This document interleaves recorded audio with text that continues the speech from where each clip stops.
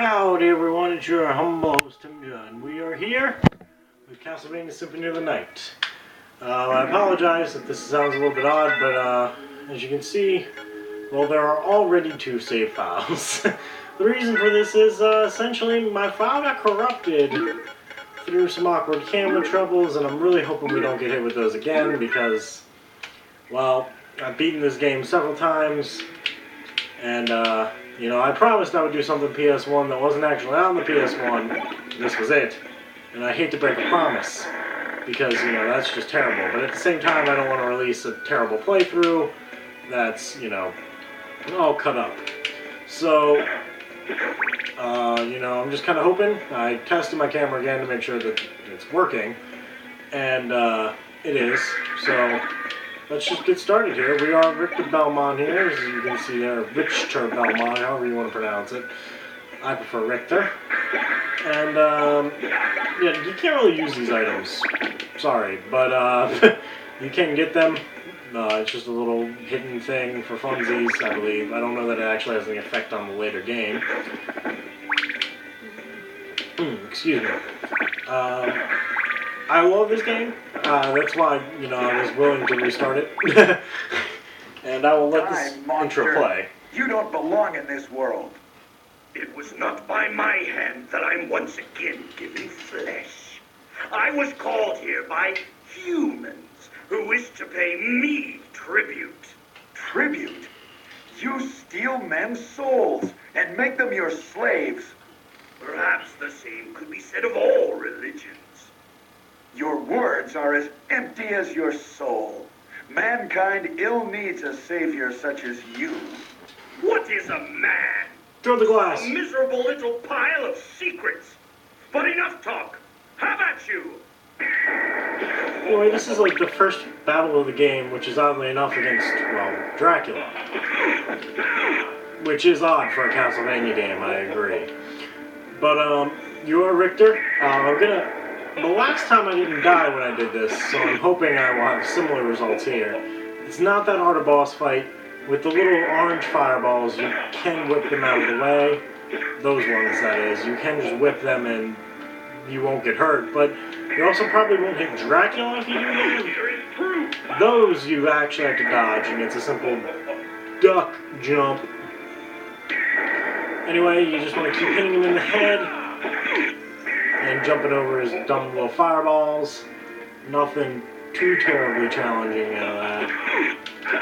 Oh, yeah, unless you jump into it face first. That does create a little bit of challenge. I believe Richter has like some special moves that you can use, but I think it's like I think he has an uppercut. I don't know how to do it.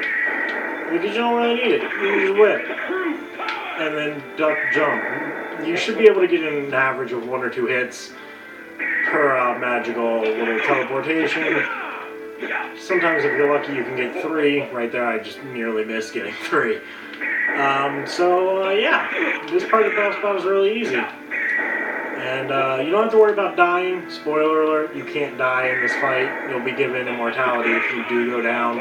But it's a lot better if you just don't. Just, you know, add a little bit of challenge into the fight.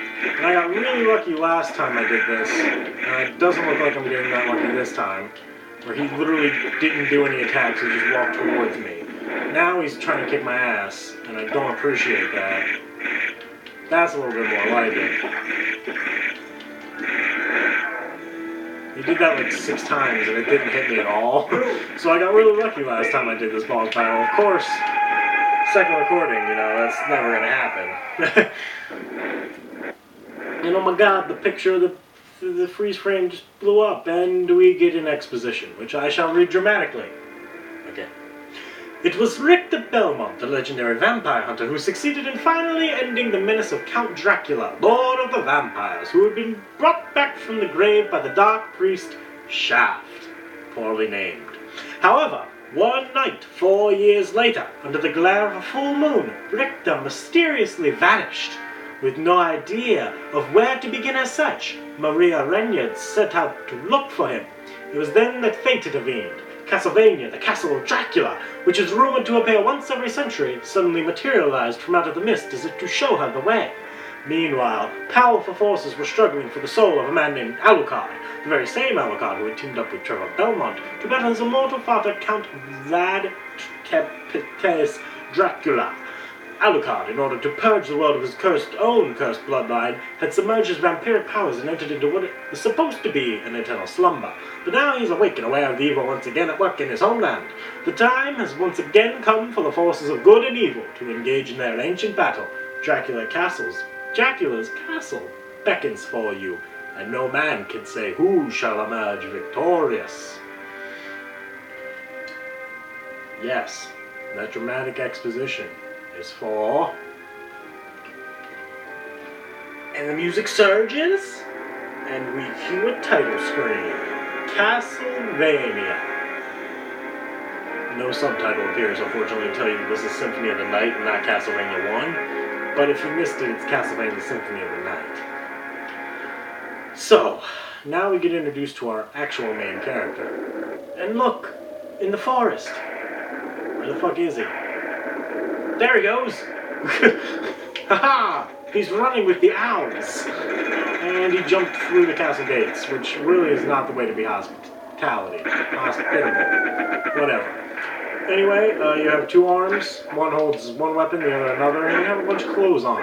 There is an achievement for killing 10 enemies in a row without getting hit, which I got pretty quickly. Actually, like the first 10 enemies, I got it. And this is an RPG, which is relevant because you can, do the normal thing and the game's not going to do what it did before. Of leveling up! Haha! There we go. So you do get stronger over time, and I didn't want to do that, but well. Which will allow you to just become stronger. So even if you have a really crappy weapon, it doesn't matter if you've leveled up enough.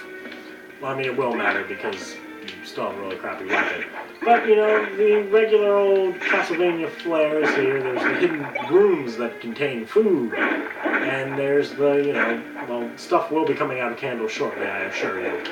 There's the mermen. Look at the mermen. Look at how they die. Ow.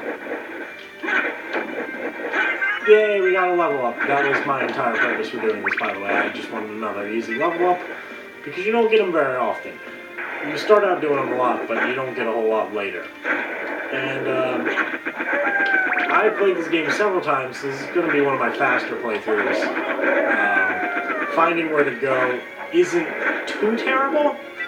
There might be a couple moments where you awkwardly wonder where you're supposed to go next, and there's a little hidden turkey in here, in case you were wondering. But, and of course cutscene again. I forgot about that. I'll shut up.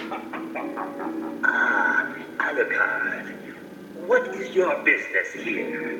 I've come to put an end to this. Oh. Still befriending mortals. Nothing wrong with that, I man. have not asked you to return to our side, but I demand you cease your attack. I don't got no shit. You shall regret those words. We will meet again. And he's not lying. You will meet death again.